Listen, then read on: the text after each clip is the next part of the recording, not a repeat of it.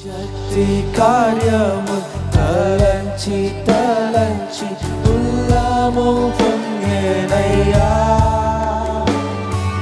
నీ శక్తి కార్యము తలంచి తలంచి ఉల్లము పొంగెనయ్యా. మంచివాడా మంచి చేయువాడా స్తోత్రము స్తోత్రమయ్యా. మంచివాడా మంచివాడా నీకు స్తోత్రమువాడా. హృదయపూర్వకంగా నిన్ను స్తుతిస్తున్నాను, నేను కనపరుస్తున్నాను ఆయన.